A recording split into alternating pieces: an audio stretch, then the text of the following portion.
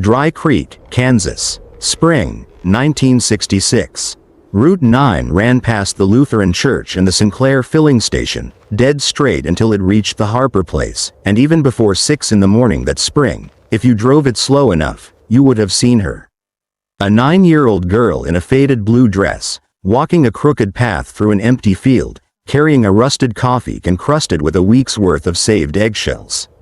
She did not skip. She did not run. She walked like she was following footprints only she could see, stopping every few feet to reach into the can and scatter a small handful of crushed white shell onto ground so dry it had cracked into pieces like broken pottery. Verna Colby watched her go by from the porch of the general store that morning, coffee going cold in her hand, and said what half the town had been saying for 5 months running. Grief does strange things to a child. Let her be. She will grow out of it. Verna was wrong about almost all of it. Before that year was out, the trail that little girl laid down every morning would prove that a dead man had been telling the truth for 15 years. And it would save every farm left standing in Dry Creek County. None of it makes sense without the man who taught her how to walk that field in the first place.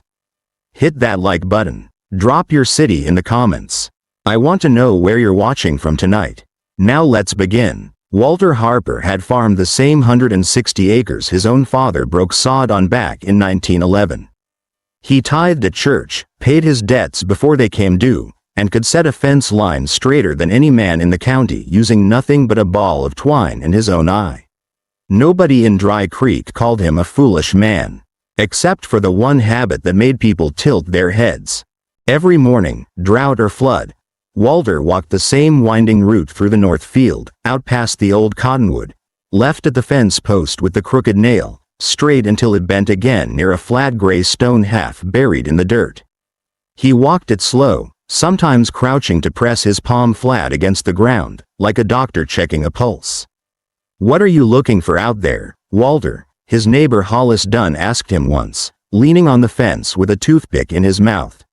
"Water," Walter said. "Same thing I've been looking for since '52. Hollis laughed, not unkindly. "Ain't no water under that field, Walter. That's just dirt and rock same as everywhere else."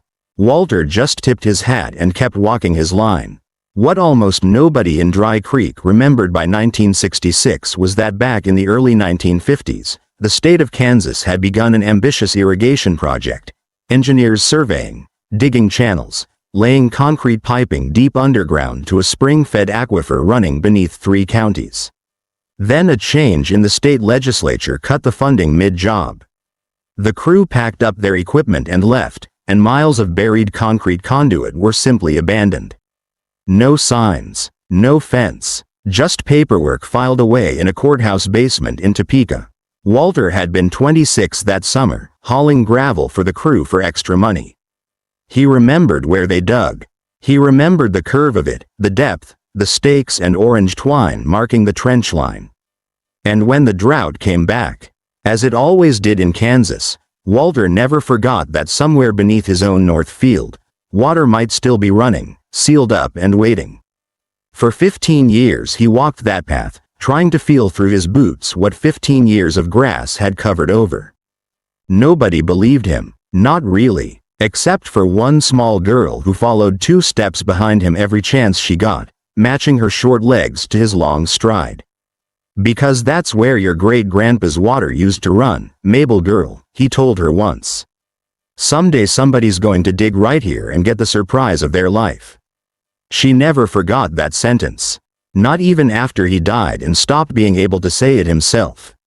Walter Harper died in November of 1965. Sitting in his own kitchen chair with a cup of coffee going cold in front of him. His heart, the doctor said, just stopped, quiet as a clock running down. Mabel was 8. Her Aunt Eleanor, Walter's daughter-in-law, widowed herself 2 years earlier when Mabel's father died in a tractor accident, had to be the one to tell her. She did not cry aloud.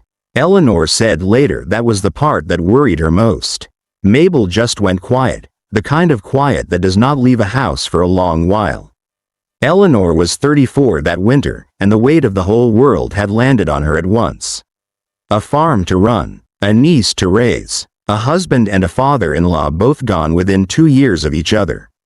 The bank in town, held by a cautious, not unkind man named Grady Whitfield, had already sent one letter about the mortgage, $2,200 behind, with more due every month. The drought held on. There were mornings that winter when Eleanor sat at the kitchen table before either of them was properly awake, going over the same numbers in a ledger book Walter had kept since 1948. Trying to make the arithmetic come out different than it had the night before. It never did. A widow's pension, a niece to feed and clothe and get to school on time. 160 acres that did not care whose name was on the deed, only whether somebody showed up every morning to work it. She did not have the room that winter to wonder why Mabel started waking before dawn to walk out to the north field with an old coffee can. She noticed it, the way everyone in a small town notices everything eventually. The back door easing shut before 6, the coffee can gone missing from its place by the stove, small footprints crossing the frost some mornings when the ground was hard enough to hold them. She told herself the girl would stop when she was ready. Grief had its own clock. And Eleanor of all people understood the danger of trying to rush somebody else's grieving before it was finished with them. She was not ready, not for a long time. By March of 1966, the drought that had nagged at Kansas for 2 years turned mean. Farmers stood at their fence lines in the evening looking at a sky that had not given real rain since September, and said nothing, because there was nothing left to say. Every morning before the school bus rounded the corner by the Baptist church, Mabel Harper walked her grandfather's path, out past the cottonwood, left at the crooked nail fence post, straight to the bend near the flat gray stone. She scattered eggshells as she went, a small handful every few feet, laid down with the seriousness of a priest at communion. When her cousin Danny asked what she was doing, she said only, following Grandpa, and kept walking. Dry Creek noticed fast. That Harper girl's out there talking to the ground again, Verna Colby said, most mornings. To whoever was standing near the store's front window when Mabel passed. Bless her heart. Some of the older boys at school started calling her Egg Girl, not always kindly, scraping their shoes across the playground dirt in a mocking little zigzag whenever she walked by. One of them, a dun boy no older than 11, asked her outright one recess whether she was trying to hatch something out there. Mabel looked at him a long moment, the same look she would later give a Wichita reporter, and said only, not yet, before walking off to the swings by herself. She ignored the rest of it with a calm, unbothered patience that made grown adults uncomfortable, because children are not supposed to be that steady, and a 9-year-old who does not flinch at being laughed at unsettles a small town more than one who cries. Grady Whitfield mentioned the talk to Eleanor after church one Sunday, hat in his hands. Careful with his words, Eleanor, I don't mean anything by it, he said. But folks are talking about your niece out there every morning. With the bank situation, I worry how it looks. That sentence broke something loose in Eleanor. Not cruelty, just tired, worn down shame. That evening she walked out to the field, found the coffee can by the back step, and before she could think too hard about it, raked the whole path clean. Every eggshell, gone. She did not tell Mabel. She did not have to. The next morning Mabel came downstairs before the sun, same as always.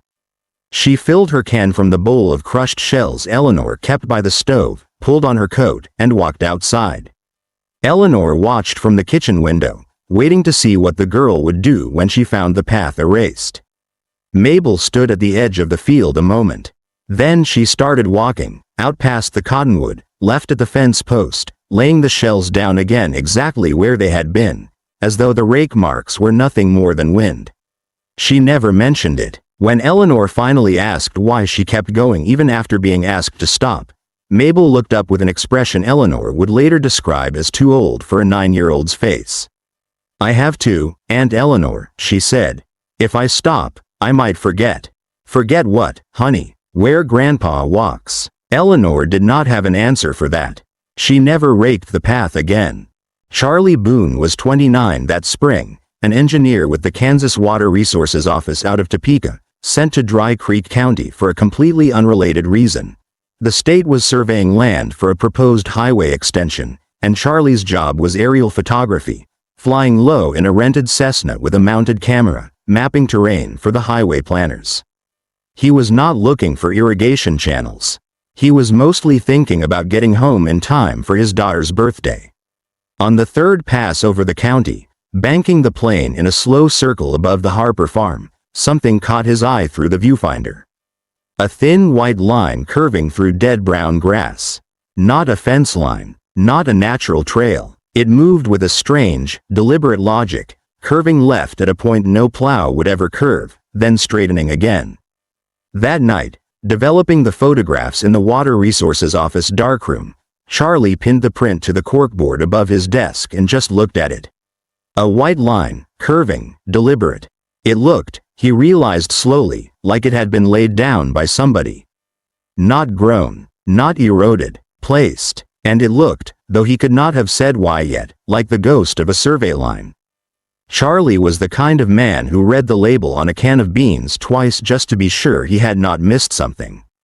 So instead of filing the highway photographs and moving on, he spent his lunch hours that week in the basement of the State Records Building, working through 40 years of Kansas water and land project files that had not been opened since Eisenhower was president. It took him 4 days to find it. A water-stained folder labeled Dry Creek County, Subsurface Irrigation Project, discontinued 1953. Inside, faded blueprints, survey stakes marked in pencil, a hand-drawn route for an underground concrete channel meant to carry water from an aquifer spring to nearly 2,000 acres across 3 sections of Dry Creek County. He laid the blueprint next to his aerial photograph on the darkroom table and felt the hair go up on his arms. The curve of the 1953 survey line matched the eggshell trail in his photograph almost to the foot.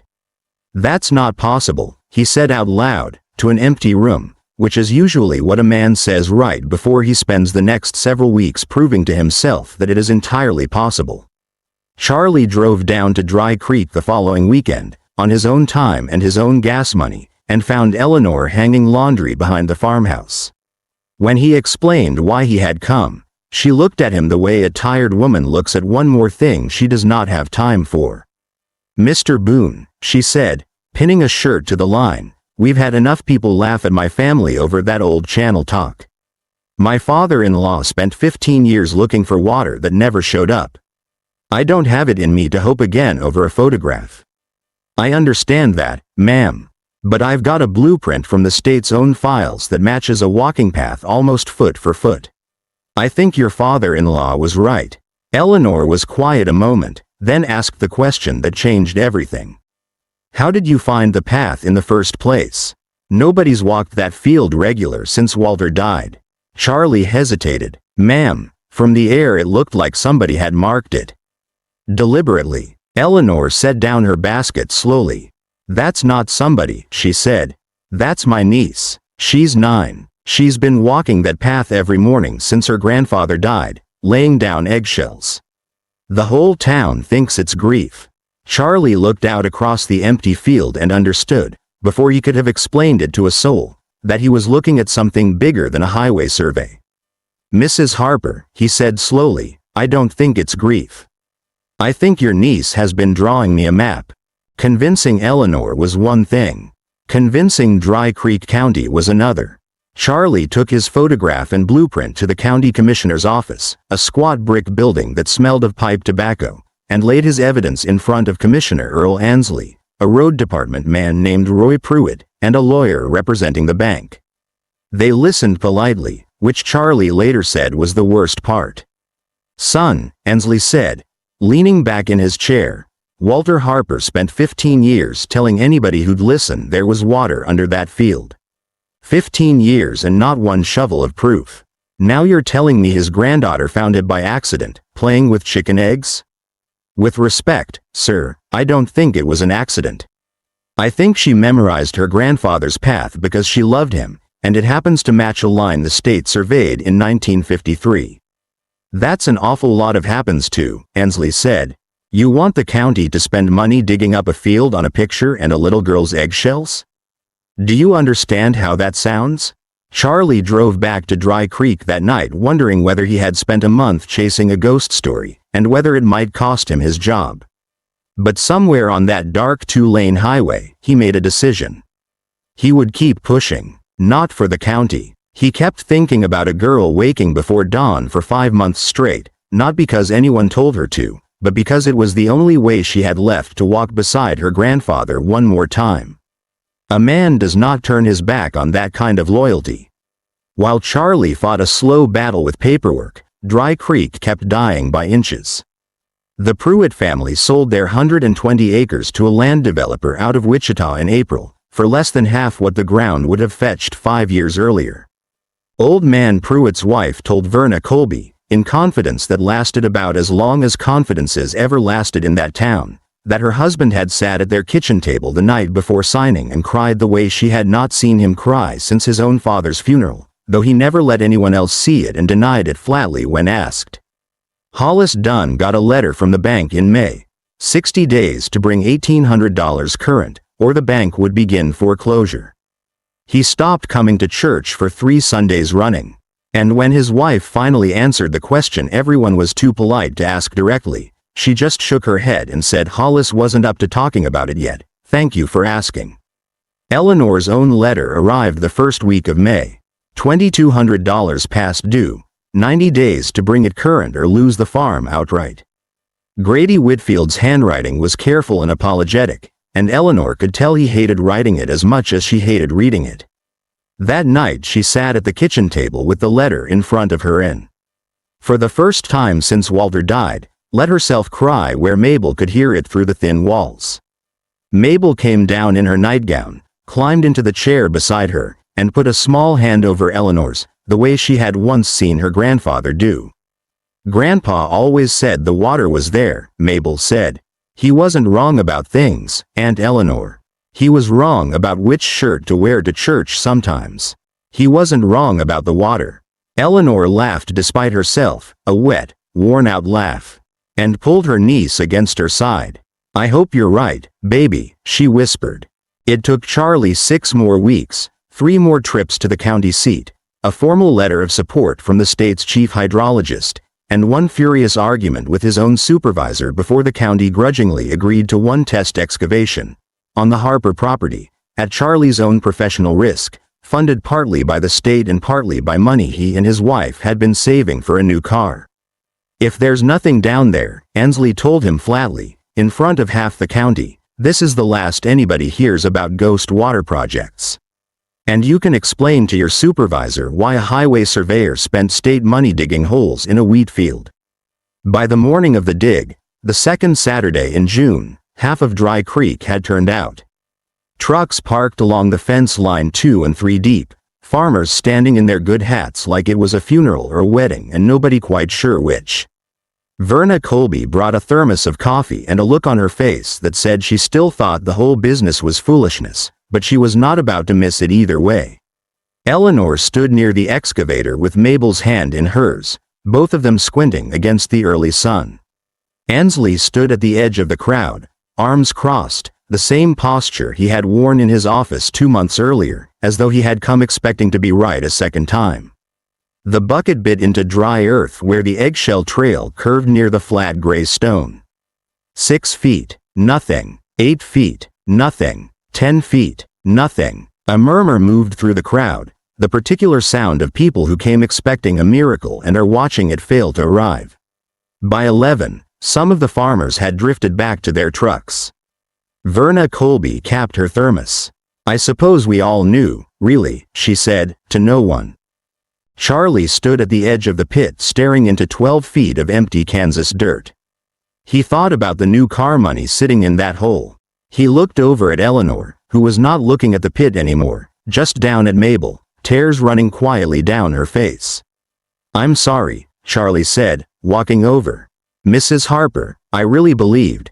Mr. Boone, Eleanor said, wiping her face, you don't owe me an apology. You're the only person besides an 8-year-old who ever believed my father-in-law wasn't a foolish old man. Whatever happens today, I won't forget that. Down in the pit, Sal Reyes, the excavator operator, called up. Boone, deeper, are you calling it? Charlie checked the blueprint one more time. The depth marking read 14 feet. They were at 12, The blueprint says 14, he called back, voice cracking. We're at 12, 2 more feet, please. Sal looked at the thinning crowd, looked at the girl still holding her coffee can at the edge of the pit, and swung the bucket back around. 2 more feet, he agreed. The bucket bit down again. The engine strained against something denser than dirt. Sal cut the throttle. Boone, he called, and something in his voice turned every head left in that field. Get down here. Charlie slid down the loose dirt slope.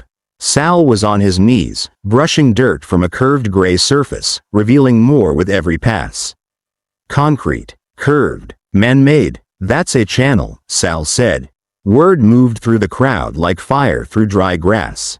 Trucks that had already pulled onto the road turned back. Within 10 minutes the whole county that had left was back at the fence line. They cleared dirt by hand from a section of channel that had sat sealed beneath that field for 13 years, cracked in places but intact enough. When Sal worked a probe rod into a gap in the old concrete and it came back wet, a sound went up from that crowd that people would talk about for years. Not a cheer, exactly. Closer to a sound of people finally allowed to stop being afraid. Hollis Dunn stood at the edge of the pit with tears running down his face, not caring who saw. Walter, you stubborn old fool, he said, to nobody. You were right the whole time. Earl Ansley stood at the back of the crowd a long moment, arms still crossed. Watching Sal Reyes hold up a dripping probe rod for everyone to see. Then, in front of the same half of the county who had watched him wave Charlie out of his office 2 months earlier, he walked forward, took off his hat, and shook Charlie's hand without a word.